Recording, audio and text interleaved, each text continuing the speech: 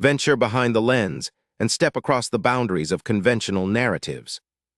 Today, we invite you to bear witness to the powerful, transformative moments that redefined everything we thought we knew. Quite the ride you got there. How's a guy like you end up with a $500,000 Lambo? Same way anyone does, officer. I bought it. Bought it, huh? Must have been some payday. My payday, my work, my money. This car's mine, fair and square. Officer Kevin Mercer, badge number 7,294 of the West Side Police Department, saw a black man fueling a $240,000 Lamborghini Urus at a gas station and immediately assumed the vehicle was stolen or purchased with drug money. He pulled up behind the SUV with his lights flashing, approached with his hand on his weapon, and demanded to know where the man got out the car because people like you don't drive cars like this unless they're stolen or bought with dirty money. When Judge Samuel Carter calmly provided his registration proving ownership, Mercer accused him of using forged documents and threatened to impound the vehicle and arrest him for grand theft auto. What Mercer didn't know was that Carter was a state superior court judge who had purchased a Lamborghini with his own salary, that the entire confrontation was being captured by gas station security cameras, and that his assumption that a black man couldn't legally own a $250,000 vehicle would cost him his badge and result in a $10 million lawsuit. Before we go further, what city or country are you watching from? Drop it in the comments. We love seeing where you're tuning in from. If you believe driving an expensive car while black isn't a crime and shouldn't be treated as suspicious, then like this video and subscribe.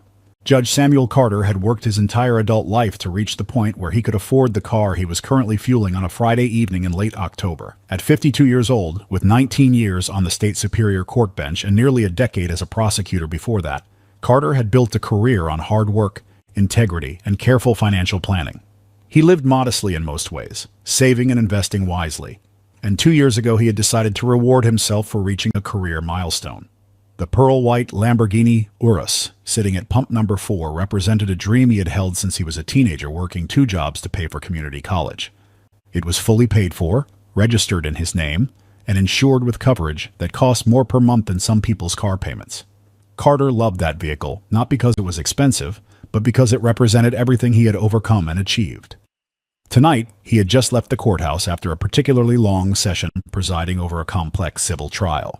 He was still wearing his suit, though he had loosened his tie and removed his judicial robe before leaving chambers. The gas station was on his regular route home, a well-lit Shell station in an upscale part of town where he often stopped to fill up. Carter stood beside the Lamborghini with the fuel nozzle in the tank, watching the digital numbers climb on the pump display and thinking about the weekend ahead.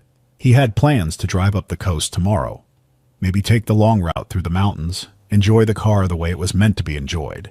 The evening was cool and clear, and the gas station was moderately busy with other commuters finishing their work week. Carter didn't notice the patrol car pull into the station until he heard the brief whoop of a siren and saw flashing lights reflecting off the Lamborghini's glossy paint. He looked up and saw a West Side Police Department cruiser parked directly behind his vehicle, blocking it in. A police officer was stepping out, and even from 15 feet away, Carter could see the aggressive posture, the hand resting on the weapon, the body language that suggested this wasn't a friendly check-in. Carter had been a prosecutor long enough and a judge long enough to recognize trouble when he saw it approaching. Officer Kevin Mercer had been patrolling the Western District for most of his 11-year career with the West Side Police Department, and he had developed certain instincts about what belonged and what didn't in the neighborhoods under his watch. When he drove past the Shell station and saw the Lamborghini Urus at the pump, his attention locked onto it immediately. Luxury vehicles weren't uncommon in this area, but something about this particular situation triggered his suspicions. He circled the block and came back for a second look, and when he saw that the driver was a black man in his 50s, Mercer's assumptions crystallized into certainty. A black man driving a $250,000 SUV meant one of two things in Mercer's worldview. The car was stolen, or it had been purchased with money from illegal activity. There was no third option in his mind. No possibility that a black man could simply be successful and wealthy through legitimate means. Mercer had 27 civilian complaints in his personnel file, 20 of them involving allegations of racial profiling or harassment of minority drivers in affluent areas. Internal Affairs had flagged his record twice, noting patterns that suggested bias in his stop decisions, but serious discipline had never followed. His supervisors considered him proactive, the kind of officer who didn't hesitate to make stops that other officers might avoid. What they called proactive. His victims called harassment. Mercer pulled into the gas station with his lights activated, parked behind the Lamborghini to prevent it from leaving, and stepped out with the confidence of someone who believed he was about to make a significant arrest. Carter watched the officer approach and felt his stomach tighten with a familiar tension. He had experienced this before, though never quite this aggressively. He kept his hands visible, one still holding the fuel nozzle, and waited for the officer to speak first.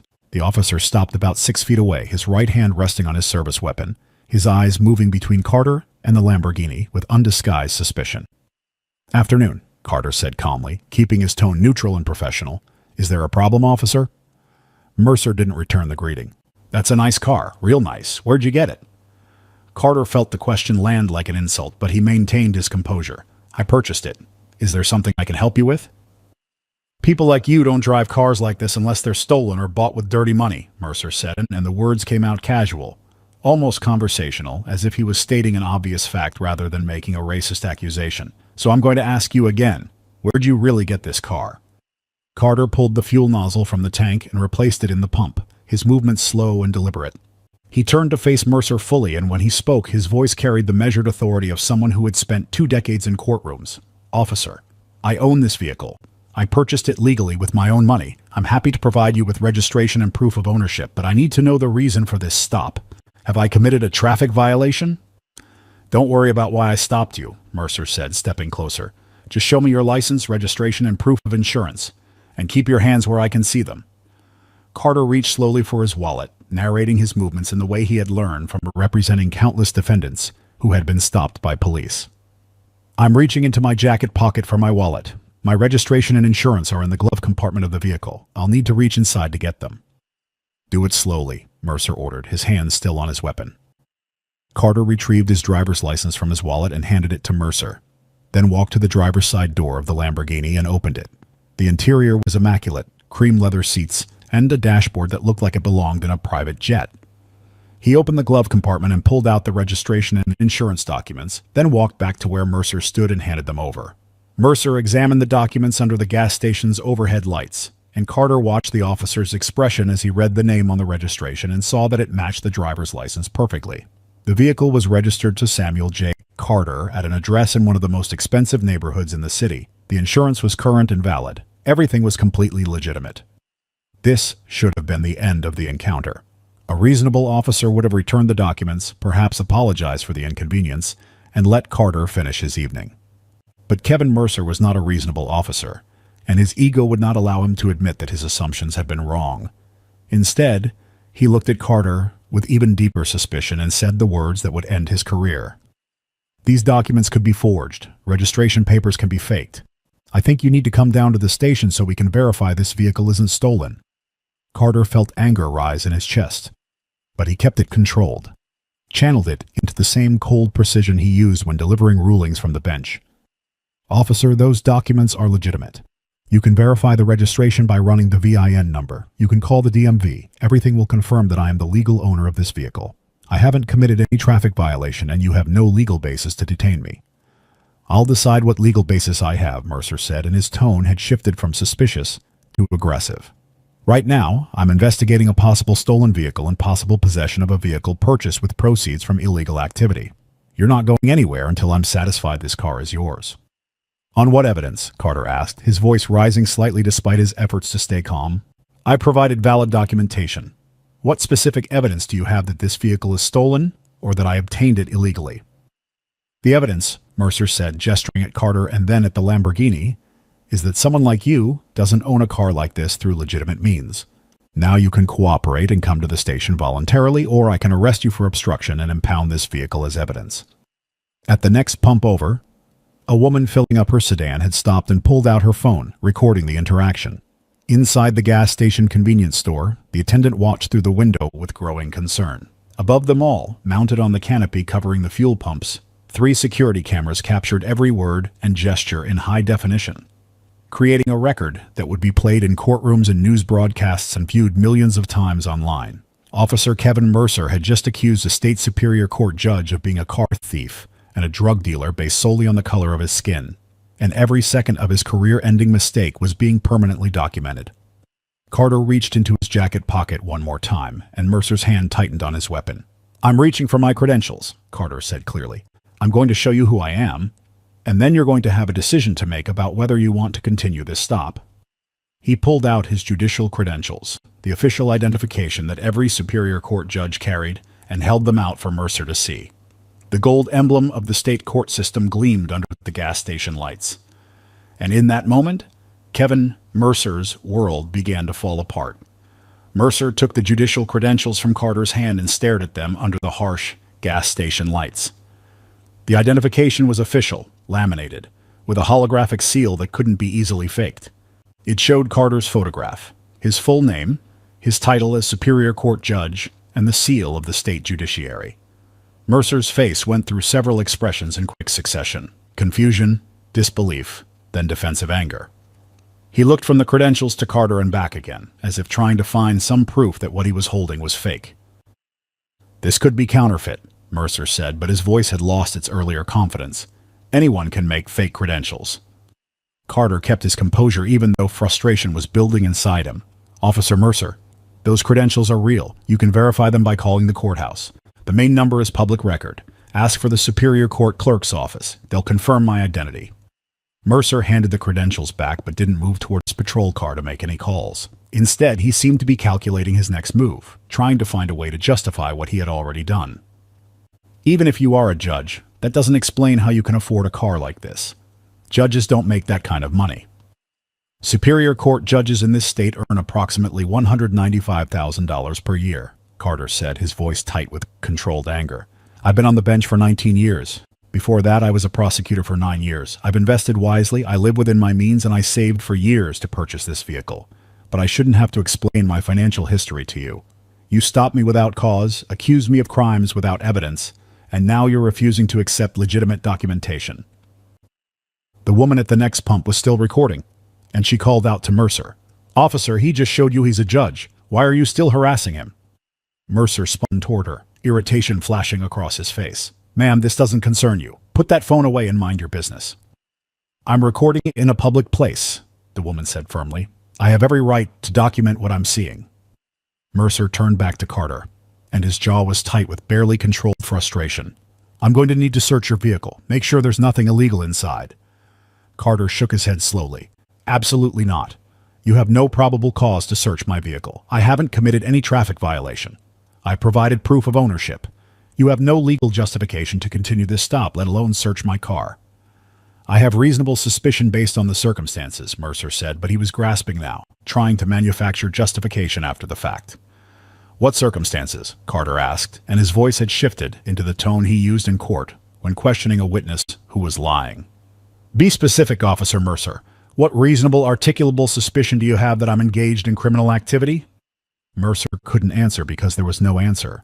His suspicion was based entirely on seeing a black man in an expensive car, and he knew that saying that out loud would end any remaining chance he had of salvaging this situation. So instead, he doubled down. "Step away from the vehicle," Mercer ordered. "I'm going to do a safety check." "That's not a safety check. That's an illegal search," Carter said. "I'm telling you clearly and for the record, I do not consent to any search of my vehicle." A second patrol car pulled into the gas station, lights flashing. A younger officer stepped out and walked over, taking in the scene with obvious confusion. The Lamborghini, the well-dressed black man, the recording witness, and Mercer's aggressive stance. "What's going on?" the second officer asked. "Back up," Mercer said quickly. "I've got a possible stolen vehicle situation here." Carter turned to the second officer, his voice calm and authoritative. "Officer, I'm Judge Samuel Carter from the Superior Court. I own this vehicle. I've provided registration and proof of ownership to your colleague. He's detaining me without cause and threatening an illegal search. I'm asking you to call your supervisor before this situation gets worse." The second officer's eyes widened when he heard the word judge. He looked at Carter more carefully, seemed to recognize him, and his expression shifted to alarm. "Sir, I think we should call the sergeant." "I don't need a sergeant," Mercer snapped. "I'm handling this." "With respect," the second officer said quietly. "If he's really a judge, we should probably—" "I said I'm handling it," Mercer cut him off. Carter pulled out his cell phone. "I'm calling my attorney. I'm also calling the courthouse security office, and I'm documenting every moment of this illegal detention." Mercer reached toward Carter's phone. "Put that away." Carter pulled the phone back and raised his voice for the first time. "Do not touch me or my property. You've already violated my Fourth Amendment rights. Don't add assault to your list of violations." The gas station attendant had come outside and was watching with a small crowd of other customers. The second officer looked increasingly uncomfortable, caught between backing his fellow officer and preventing what was clearly becoming a disaster. Mercer stood there, trapped by his own ego and his refusal to admit he had made a catastrophic mistake based on nothing but racial bias. The woman who had been recording spoke up again. "I've got everything on video, the whole thing. How he stopped you, what he said, all of it." Carter looked directly at Mercer and spoke with the cold precision of someone who knew exactly what was coming next. "Officer Mercer, you have one opportunity to end this now. Apologize, return my documents, and let me leave. Or continue this illegal detention and face the consequences. Those are your only options." Mercer's hand moved toward his handcuffs, and Carter knew the officer had made his choice. The worst possible choice, but the one his pride and his bias had led him to. And every second of what happened next would be captured on camera, preserved forever, and used as evidence in the lawsuit that would destroy Kevin Mercer's career and cost his department $10 million. Mercer's hand closed around his handcuffs, and the second officer stepped forward quickly, his voice urgent. "Mercer, wait. We need to call the sergeant, right now." But Mercer had gone too far to back down. "Turn around and put your hands behind your back," he ordered Carter. Carter didn't move. "You're arresting a Superior Court judge at a gas station for the crime of owning a Lamborghini while black. Think very carefully about your next move, Officer Mercer."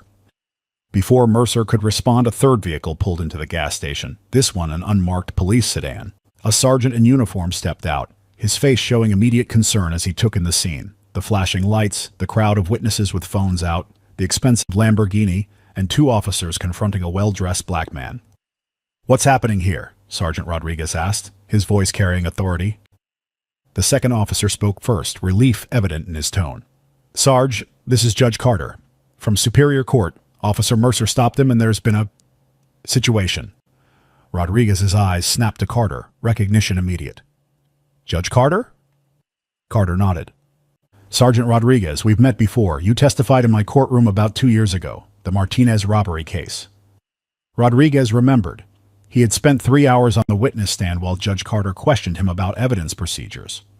The judge had been fair but thorough, and Rodriguez had walked away with respect for his attention to detail. Now that same judge was standing at a gas station in handcuff range of one of Rodriguez's officers. "What happened?" Rodriguez asked again, directing the question at Carter this time. Carter's voice was controlled but carried an edge of steel.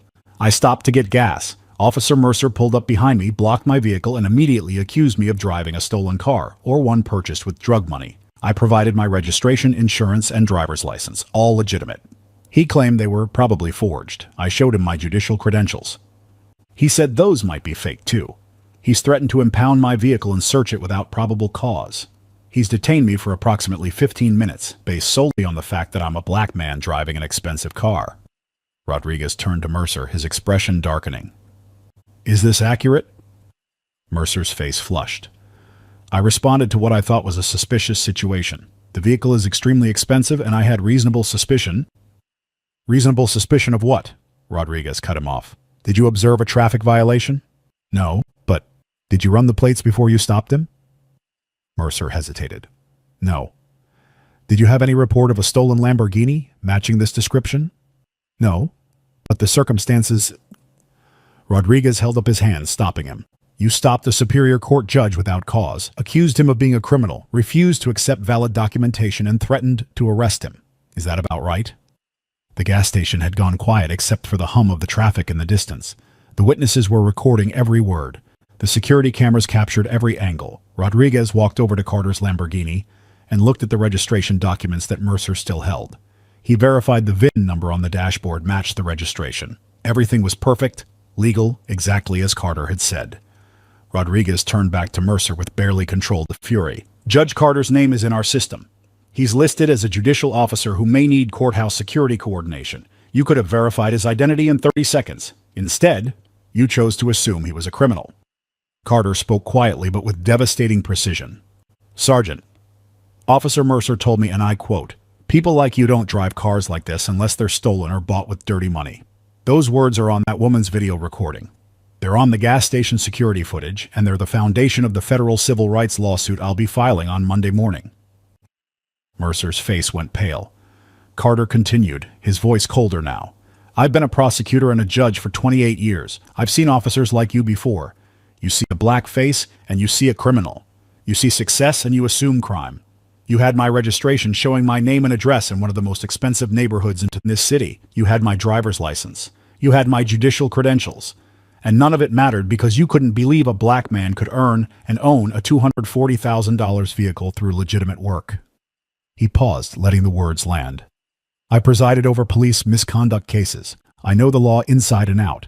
And what you did tonight violated my Fourth Amendment rights, constituted racial profiling, and represents exactly the kind of discriminatory policing that destroys community trust. Rodriguez's jaw tightened. Officer Mercer, badge and gun. You're suspended effective immediately. Mercer's hands shook as he unclipped his badge. Sarge, I was just doing my job. Your job doesn't include profiling judges, Rodriguez said sharply, or anyone else based on race. Carter collected his documents from Rodriguez, his movements deliberate and controlled. He looked at Mercer one final time. You saw a black man at a gas station and assumed criminal. That assumption just cost you your career. I'll see you in federal court, Officer Mercer. And this time, I won't be the one on the bench. He got into his Lamborghini, started the engine, and drove away from the gas station, leaving Mercer standing there with his badge in his hand and his career in ruins. The witnesses kept recording. The cameras kept rolling. And by morning, the video would have millions of views, and Officer Kevin Mercer would be the face of everything wrong with racial profiling in American policing. Officer Kevin Mercer was fired from the West Side Police Department 4 weeks after the gas station incident. The termination letter cited racial profiling, unlawful detention, violation of departmental policies, and conduct unbecoming an officer. Because he was terminated for cause, Mercer lost his pension after 11 years of service. He lost his health benefits. He lost everything he had built in law enforcement, and the viral video of him accusing a judge of being a car thief ensured he would never work as a police officer again anywhere in the country. The video had exploded across social media within hours of the incident. By Saturday morning, it had 15 million views. By Monday, it was being discussed on national news programs and analyzed by legal experts who called it one of the clearest examples of racial profiling ever captured on camera. The audio was devastating. Mercer's voice saying, "People like you don't drive cars like this unless they're stolen or bought with dirty money," played on loop across every major network, becoming a symbol of implicit bias in policing. Judge Samuel Carter filed his federal lawsuit 6 weeks after the incident. The complaint was precise and comprehensive, laying out violations of the Fourth Amendment, the 14th Amendment's Equal Protection Clause, and federal civil rights statutes. It detailed how Mercer had stopped him without cause, detained him based solely on race, and refused to accept valid documentation proving ownership. The lawsuit named Officer Kevin Mercer personally in the West Side Police Department, demanding $10 million in compensatory and punitive damages. The city's legal team watched the gas station security footage and read the complaint. They reviewed Mercer's personnel file and found 27 civilian complaints over his 11-year career, 20 of them involving minority drivers in expensive vehicles or affluent neighborhoods. The pattern was undeniable and indefensible. When they calculated the cost of taking the case to trial versus settling, the decision became clear. Fighting meant more publicity, more exposure of departmental failures, and almost certain defeat in front of a jury that would watch a police officer call a judge a criminal on video. The city settled for the full $10 million 8 months after Carter filed suit. The settlement came with a written apology from the mayor and the police chief, delivered personally to Judge Carter in his chambers. Carter accepted the apology but made clear that money didn't erase the humiliation of being handcuffed at a gas station while other customers watched and recorded. Kevin Mercer's personal liability was limited by the settlement structure, but his life had already been destroyed in other ways. At 40 years old, he was working construction and delivery jobs for hourly wages.